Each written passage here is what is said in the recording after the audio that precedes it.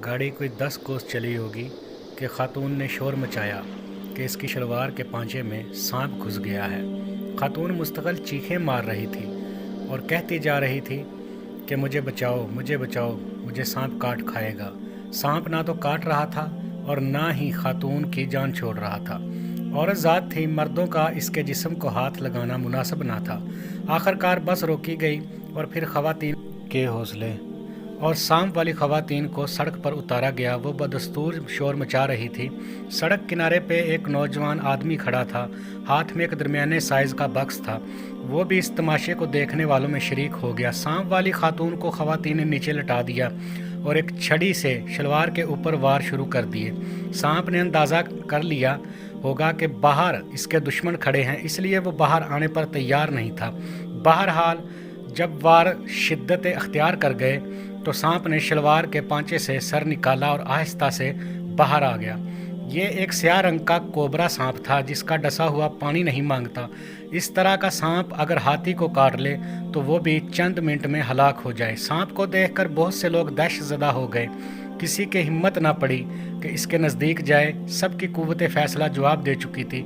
सांप को कैसे मारा जाए, इसके ऊपर से बस गुजारी जाए या इंतज़ार किया जाए कि वो किधर का रुख करता है। खौफनाक आंखों वाले सांप ने फन उठा रखा था और चारों तरफ देख रहा था जैसे किसी को तलाश कर रहा हो। देहाती जवान जिसने बक्स पकड़ा हुआ था सांप से काफ़ी दूर था और बज़ाहिर सूरत हाल से महजूज हो रहा था।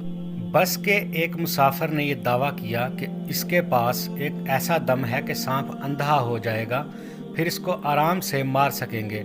मुसाफिर जो सांप से 20 फुट के फासले पर था दम करना शुरू किया। अभी चंद लम्हे गुजरे थे कि सांप ने एक ज़ोर की फनकार मारी के दम करने वाला मुसाफिर जो खासा दूर था धड़म से ज़मीन पर आ गिरा। सांप की फनकार से इसका रंग जर्द पड़ गया। वो दम करना भूल गया और भागकर बस में बैठ गया। अब सब लोग दम बखुद थे कि सांप क्या करता है। जिस खातून से इब्तिदा हुई थी इसे सांप ने कोई ज़र्र ना पहुंचाया। वो पत्थर पर बैठी ड्रामा को देख रही थी। किसी ने मशवरा दिया कि प्याले में दूध डालकर सांप को एक तरफ ले जाया जाए।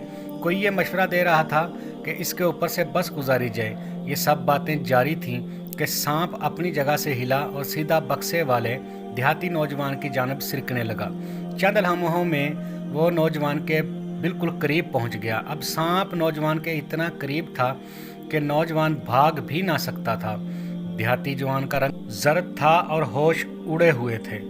इसे ये ख्याल था कि सांप ने इसे अब काटा कि अब काटा। नौजवान ने एक चीख मारी और चंद लम्हों में इसका जिस्म नीला पड़ने लगा। इस तड़पते हुए शिकार को छोड़कर सांप एक तरफ को चल निकला। ऐसा गायब हुआ कि जैसे वहाँ था ही नहीं। आन की आन में नौजवान के मुंह से झाग निकलने लगी और देखते ही देखते इसने दम तोड़ दिया। वो कौन था, इसकी लाश को कहाँ पहुँचाया जाए, इसके लिए थोड़ी सी जानकारी ज़रूरी थी। पराये सामान को हाथ लगाना वैसे तो मुनासिब ना था, मगर जवान के जिस्म पर कोई ऐसी काबिल शनाख्त चीज़ ना थी जिससे पता चले कि वो कहाँ का रहने वाला है। मजबूरन इसका बक्सा खोला गया ताकि पता चले कि वो कहाँ का रहने वाला है और कौन है। जब बक्सा खोला गया तो उनकी मारे हैरत और खौफ के चीखें निकल गईं, क्योंकि बक्से में कहनी तक काटे हुए 2 हाथ बाजू मौजूद थे।